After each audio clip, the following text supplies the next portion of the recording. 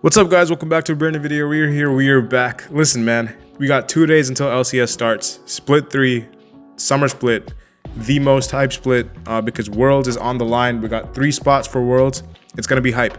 And summer finals, I believe, is in Atlanta, which is going to be crazy. So listen, make sure you guys tune in. Like I said, we got 2 days before this, the split starts. So we got 2 videos dropping. Today's video is going to be about ranking every single LCS player.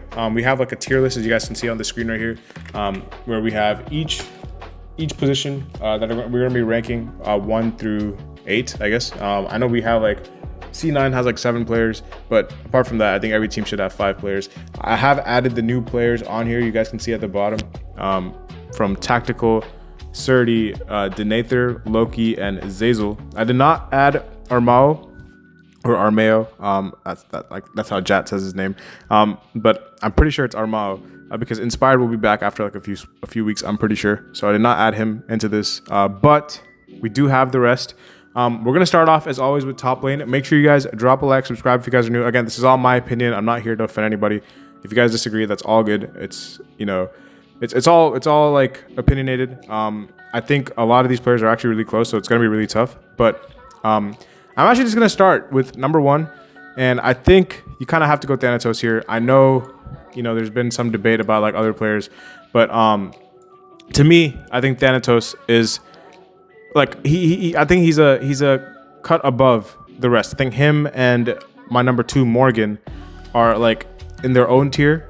I think we have players who are like kind of close, but I think there is a little bit of separation. I think these 2 in particular are like a class above.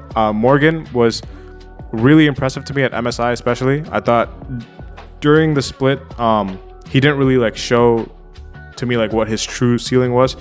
A lot of people were talking about how like crazy he was in scrims and how difficult he was to play against in scrims, but we never really saw it translate onto stage games. Thanatos, however, was like from top to bottom, he was the best top laner throughout the whole like split 1, split 2. Like he was, amazing, and he was arguably the best top last year as well.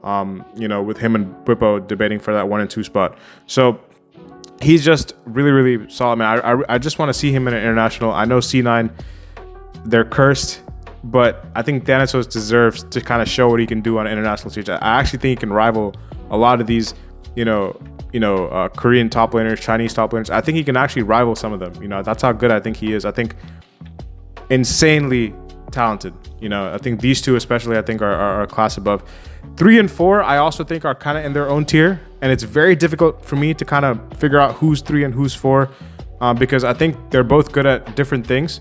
I think I have to give it to Dokla here at 3, though. I think Dokla, it would be very disrespectful if I didn't give him his credit right now. I actually think that I've seen comments, on Reddit, Twitter after they beat G2, they almost beat HLE, and everyone was like, oh, everyone's better than Dokla until it's actually time to be better than Dokla. And I think that's completely facts, because when the pressure is on the line, Dokla delivers. I think mechanically there's some top laners, that I would take over him, but I think clutch factor, like knowing his job in the game, I think his team fighting is superb. Like he knows what he's supposed to do. He understands the game very well. He can play weak side. He's just a very, very reliable player, and I think that is something that you cannot underestimate the impact of. No pun intended. I know impact is also on here somewhere, but Dokla, I think he might not be as talented as these 2, like mechanically, or be like the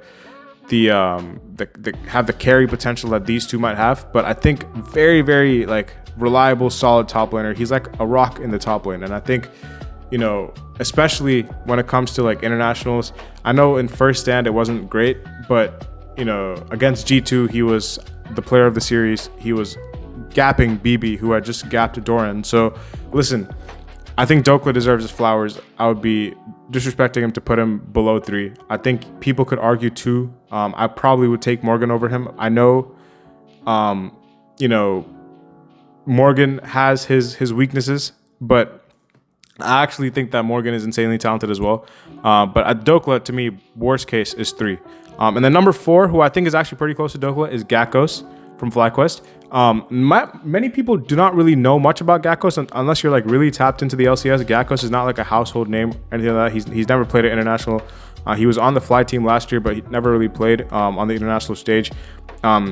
He's basically a rookie. I know he was like playing for like half the split or I guess half the season last year, but he didn't really get to play many games. He only played a few games, and he only played that one series fully when Bwipo was suspended.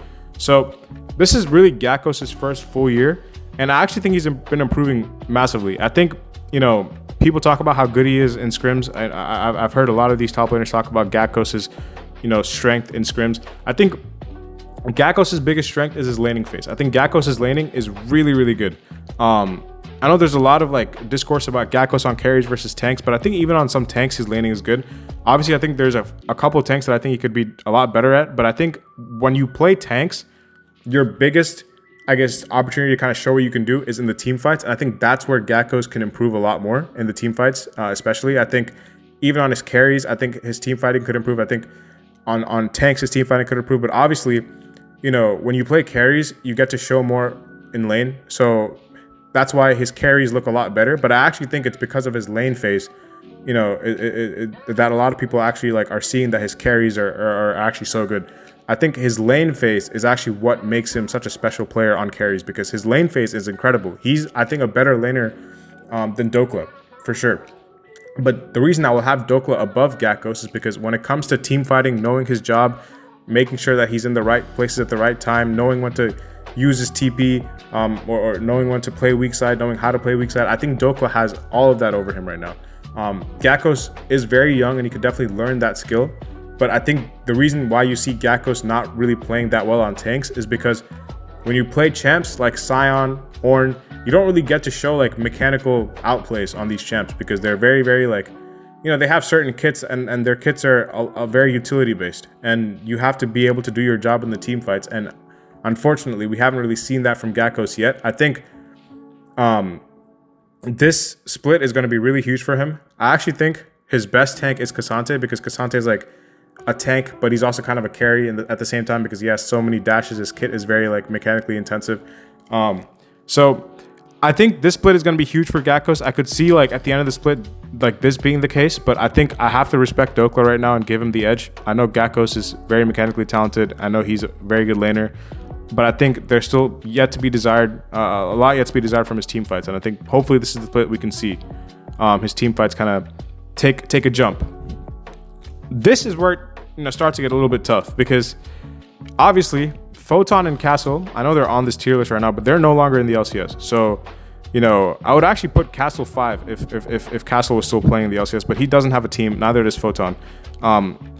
We have 3 top laners left. We have Impact, we have Fudge, 4 top laners left. Surdy and Denather. I thought that Surdy wasn't on this tier list, but I guess he played some of the last split, so maybe they included Surdy in here. So I guess I duplicated Surdy's pictures, but I will default have to just put Denather last, because I've never seen him play, so I don't really know like what he's good at. I can't really speak on a player if I've never watched them, but he might be really good. I hope he's really good. I really like the pickup from Dignitas, because he's like an American top laner. He's an NACL top laner. He's a young top laner. He has potential. It's like very like refreshing to see that, you know, from a team, instead of like kind of recycling the same names over and over again. So he's a fresh face, which I like.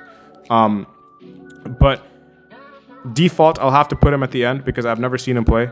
We have Surdy, Impact, and Fudge. I'm just gonna put Impact over here. I know Impact has his weaknesses, but I think similar to Dokla, I think Impact's game understanding is really high. I think Impact's mechanics are not great, because he's obviously like way past his prime. He's like one of the oldest players in the LCS. Him and Core are like the 2 oldest, if I'm not mistaken, in the LCS. But Impact is still reliable on tanks. I will say, like, if there's any champs that he knows how to play, it's tanks. They tried to kind of put him on carries at the beginning of the split. Didn't really work. Towards playoffs, they kind of switched him and put him on tanks, and he was doing a lot better on tanks. He knows his job. He's a very good like vocal communicator to his team as well. Sentinels have a team that like basically they have 4 Korean players. Obviously, like Huhi is like an American resident, and so is Impact. But Impact is very vital in translating as well, because Dark Wings is not Korean. So Impact and Huhi do a lot of the communicating because Hambak doesn't really know English that well, and neither does Rahel. And I think Impact and Huhi are very crucial to this team, so I cannot underestimate Impact's impact, no pun intended, to Sentinels. So I will put him at 5. 6 and 7. 6, 7. I don't know who to put at 6, to be honest, between Surdy and Fudge. Both Australian. Fudge is obviously more seasoned. Surdy is like a newer face. Obviously, he was on Dig last year, and then he got kicked for Photon. And then he got picked up by DSG. But, this is tough. I'm going to put Surdy. I'm going to put Surdy here. I'm just not high on Fudge, man. I'm just not. I think it's going to look like this. I just don't know. Fudge, listen, this has been really disappointing. A really disappointing year for Fudge. I actually thought last year Fudge was actually a lot better. He was having some really good series, especially against FlyQuest when they were at their prime. Fudge was actually doing really well into Whip. I remember that from last year, but this year it's kind of just everything's fallen off, especially for Shopify as a whole, but especially for Fudge. So I can't really put Fudge that high. I think whenever Shopify has looked good, it's always been Contracts and B-Boy. I've never seen Fudge really play a great series this whole year. Surdy, I thought had one good series when he came back into play, pro play.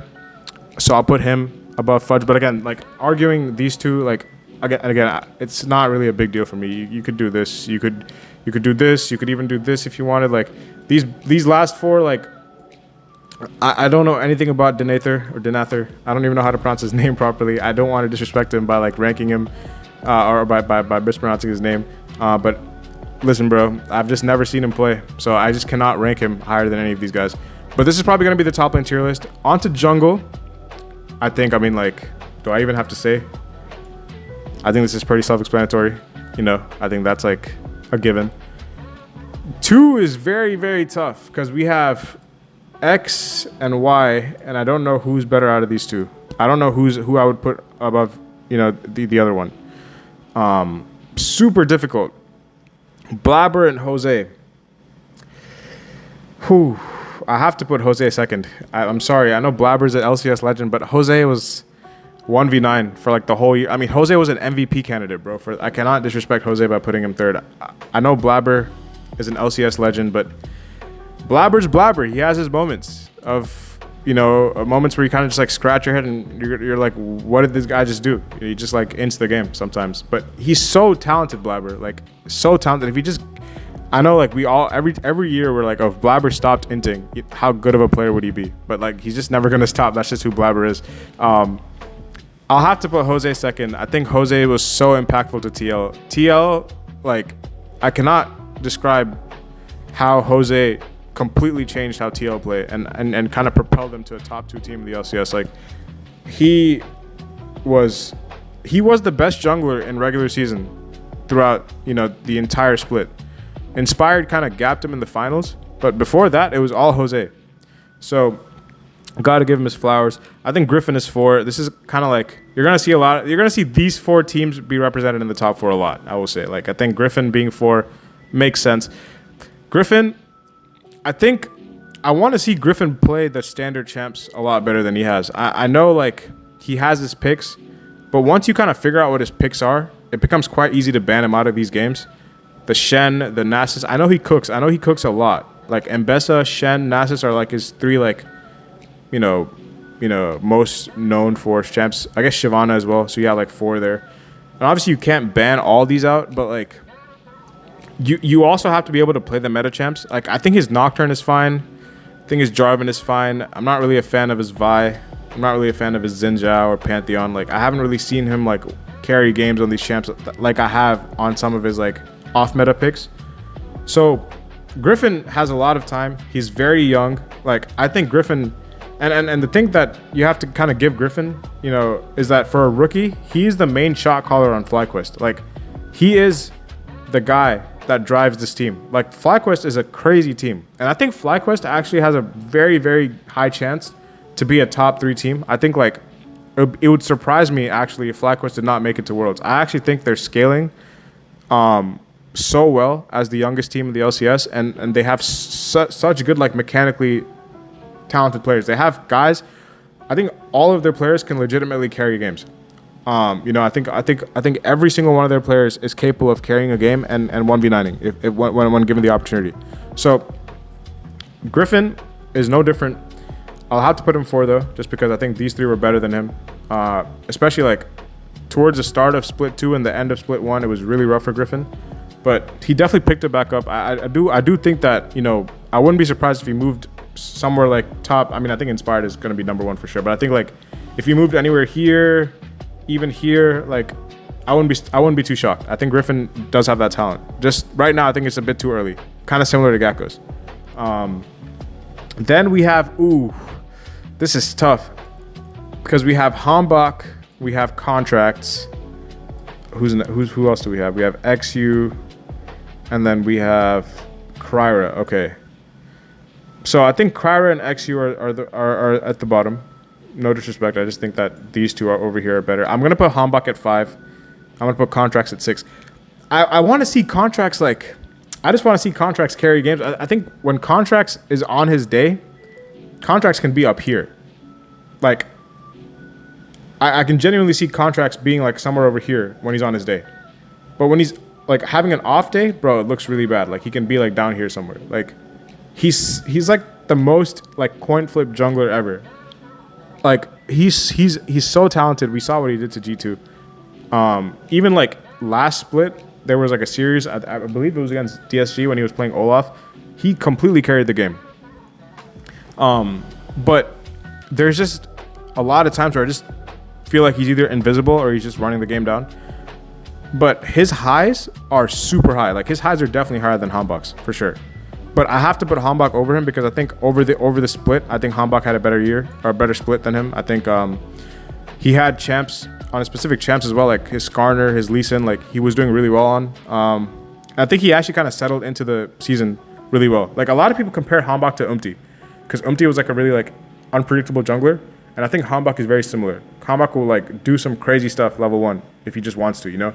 Then I'm going to put Kryra, XU. I think these 2, again, not really like too much to say about. I think Kryra started off pretty well in split 1, but apart from that, has had like a rough year so far. I think XU, same thing. But I think as junglers, when you're playing on teams that are just not great, it's very tough for you to look good. But XU, I just haven't seen XU play well in so long now. I kind of have to put him dead last, but there's zero disrespect to XU. I don't have anything against the guy. I just don't think that he's been playing well. And I think Kryra, you know, just because he's a newer player, I will cut him some slack. I've seen XU int games for like 3 years now, so or 2 years now. So I'll put XU last. I'll put Kryra second to last. It'll probably look like this. Mid lane, we have, who do we have? We have, you know, we have APA, we have Palafox, we have Saint, we have Saint, we have Quad, we have Darkwings, Quid, Zinni, who am I missing? Oh, Call Me. And then we actually, with Loki, is like a new joiner. He's like splitting time with APA. So these are the mids. I think I can confidently say I know who last place is. No disrespect, Palafox, but I think the other mid laners are definitely better. I think Call Me is probably second to last. I think very easy to put these 2 at the bottom, I will say. Zinni, I'll probably have to put over here. Zinni, the tough thing about Zinni is I just think that Zinni, I mean, it's just very difficult, you know, like a guy who was so hyped from KT Challengers coming over to LCS. Very similar to how like Quid came over, and Quid had his disaster first year. So I don't want to write off Zinni. I just don't think he's shown anything like over his first few splits or first few you know, I guess first couple splits. So I'll put Zinni here, and then we have like these guys, like these 1, 2, 3, 4, 5, 6. I'll put Loki over here just because I have not seen Loki actually play competitively. I've seen Loki play. I think he was playing on Bro for a couple series, and he looked okay. But when they subbed in Roamer, they looked a lot better. So I'll put Loki here. I just want to see how he looks when he's back in the LCS. I think these guys have all proven more this year. So I'll put Loki over here. I do think he's better than Zinni, which is why I'll put Loki above him. These 5 is actually kind of tough. I really like Darkwings. I really like Darkwings. And to me, I think like the top three is like this, like in this order. I think Saint, Quad, and Quid, I think are top three. I don't know who to put above like for each one of these. Like Darkwings and APA, because I think Darkwings has improved a lot. I think Darkwings is really solid. I think people won't talk about Darkwings. He's not like a flashy player, like, but he plays his champs, a lot of control mages.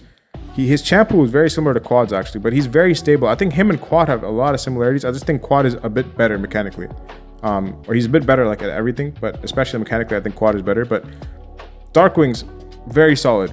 I think I'll have to give it to APA over Darkwings. I think slightly. APA does have his moments where he kind of runs games down, but I think APA is very good on playmaking champs. And he's very good on his picks. You know, he has specific picks that are like very good for him. So, and I think towards the end of the split 2, he kind of fell off, but like towards the start of the split and even in split 1, I thought he was very good. So I'll give it to APA and I'll put Darkwings at 5. But I listen, I just want to say right now, if Darkwings, you know, I wouldn't be surprised if Darkwings jumped up into the top 4, even top 3, honestly. I think that Darkwings is very good, you know? And I think these two are actually going to be competing for the spot in Team USA as well, and so will these two. So it's going to be tough to see like who starts. It'll probably be the C9 guys because I'm pretty sure Inara is the coach, even though Inara is not coaching C9 anymore. But you know, connections. But yeah, this is probably going to be what we look like for now. The top 3, I'll have it in this order. I think Quid is really good. I just think that Quid, I mean, he was good at MSI. Like he was good at MSI. I just like. The reason I'll put Quad over Quid is because I think Quid can get pinched so easily, bro. His champ pool is legitimately melee characters and like Ahri. Like, I do not trust Quid on any control mage. Maybe Talia is probably his best control mage, but like, he is very weak on control mages. And this meta is like almost 0 melee mids. You can play like the occasional Akali, Yone, and I think that's when he looks really good. Like I think his Akali Yone is really good. But Quad, I will say, because there's so many more control mages that are being played and so many more like, you know, like mage mid laners, non-melee mid laners, I think Quad has been able to shine a lot more than Quid. I thought Quad was a lot better than Quid in regular season. I thought Quid actually really struggled in regular season. He had a really good series against actually FlyQuest in playoffs. Struggled against Saint in the finals, but I thought MSI was pretty solid. I thought he was doing pretty good into Yehu. I don't really remember how he did against T1, but I thought he was actually, yeah, he was. I don't think he was that bad. I think he was pretty fine against T1, and I think he was good against DCG. But I will put Quad over him just because I think I've seen Quad play more consistently well. I think Quad is the most consistent player in the LCS. Like I think I've never seen Quad like into game apart from Worlds last year. Like I think Quad is so solid. Even APA said it himself. Like Quad is like the most like consistently like above average player in the LCS. You know, he will just do his thing and he will be fine in the game. I think Saint's highs are a lot higher than both of these guys. Like Saint has kind of jumped over both these, because last year it was Quid and Quad who were like the best. Saint has kind of just taken that crown. So it'll look like this. This is the list, I think. Next, ADCs. Sven, FBI, Sajed, Berserker, Masu, Rahel, B-Voy, Yon, Tactical. Okay, I'm going to put Tactical last. Or sorry. Actually, I will put Tactical last because I haven't really seen Tactical play. It's kind of between Tactical and Sajed, honestly, because I don't think Sajed is bad. I just think that Sajed's laning phase could use a lot of work. I think his team fighting is actually pretty good, which is why when you play stuff like Kaisa, you can see his like stuff kind of shine, because on team fighting ADCs, he's very good. But his laning phase, and probably because he's also playing with the support who's like not the best laner either, but he's also a rookie. But I'll put him in Tactical like bottom 2. Probably will put Sajed last, actually. I think I'll put Tactical over here. Then you have what? FBI. I'll put FBI over here. Then you have these guys. I think all of these guys are actually pretty good. I'll put Berserker 1 and Masu 2 though. I think Berserker and Masu, I'm not able to move my... okay, I just have to move Sven, I guess. Okay, yeah. I'll put Berserker and Masu 2. I think Berserker 1, Masu 2, I think that makes the most sense. I think Masu could actually like take over this spot if he wanted to. To be honest, I think Masu's really, really cracked. I just think that Berserker has shown more this year, especially internationally. I thought he looked pretty good internationally as well. So I think I have to kind of give him the edge. And even like domestically, we saw Berserker really, really shine. But Masu is a phenomenal ADC. And I think these guys are actually extremely close. And I think after these guys is actually a drop off. I'm going to put Yon at 3. Even though it's kind of been like a slow year for Yon, I'll still put him at 3 to give him his respect. I think mechanically he's still really good. Then you have Sven, Rahel, Bvoy. This is like actually really tough. I'll put Sven 4, but I wouldn't be mad at someone who put Rahel 4. I just think that Rahel is also really good on his champs as well. Like a lot of the Sentinels players are actually very good on their like own champs. I think like Rahel is really good on stuff like Caitlyn, you know? Like that's his like best champ to me. Bvoy is really good on stuff like Lucian, you know? But I actually think that Bvoy and Rahel are actually very interchangeable. I think these 3 could be interchangeable actually as a whole. I think Sven was pretty weak in a lot of their, you know, playoff series. And I wouldn't be mad at anyone who put Rahel or Bvoy over Sven. I would just have Sven higher because I think over the year he showed more. Support, Vulcan. And Vulcan, who do we have? We have Vulcan, Core, Ios, Huhi, Cryogen, Ignar, Lions, Zazel. Yeah, that's who we have. I'm gonna put Zazel last. A lot of these new guys I have to put last because I haven't seen them play in a while. I know Zazel's been playing NACL, but I think it's NACL. You know, the gap between NACL and LCS is very big. I'll put Lions second to last. I'll put Ignar. I think these 3 are pretty good. Then what do we have? We have right here. We have Vulcan, Core, Ios, Huhi, Cryogen. I actually want to put Ios 2. This might be a hot take. I actually think Ios is really good. I think Ios gets a lot of hate, but I think Ios is a very quick learner. I don't think he's mechanically like. I think Cryogen has more talent than Ios, but Ios is such a serviceable player. You know, so I have to put him. I have to give him his flowers. Again, Lion was the best team in the LCS, and you cannot just be the best team in the LCS if your support is inting. Like Owls is a very good support. Core at 3, I think makes sense. I thought Core was really good at MSI. I have to give Core his flowers for that. And I'm actually gonna put Huhi at 4 and Cryo at 5. Cryo, he's the player on FlyQuest that has the least amount of experience because he's a guy who jumped from tier 3 to the LCS. I actually think the support pool is actually really close. After Vulcan, I think these 4 are all interchangeable, or can all be interchangeable at the end of the year. I wouldn't be surprised if Cryo was over here, or even over here, by the time the split ended. I just think right now I kind of have to give, you know, these guys their flowers. I think Huhi deserves a lot of credit. I think him and Hambach were the 2 best performing players for Sentinels. Darkwings as well, I thought was really good for them. But this is what we're gonna look like. I think this is what we look like right now. Let me see if I want to make any like changes. I think everything looks fine. I mean, you can argue some stuff. You can argue these 2, Surdy and Fudge. I have like no objection to people arguing these 2. You can argue Hambach and contracts. You can argue Darkwings, APA, Loki. You can definitely argue these guys. All these 3 you can argue. I think FBI is probably a little bit below them. And I think you can argue these supports. I think you can also argue. I think a lot of these players are just so close, but like obviously you have like your top of the tier, like top like the cream of the crop, you know, like Thanatos, Morgan, Inspired, Saint, Berserker, and Masu, Vulcan. I think like these set of players are just like undisputed top of their crop, you know, cream of the crop.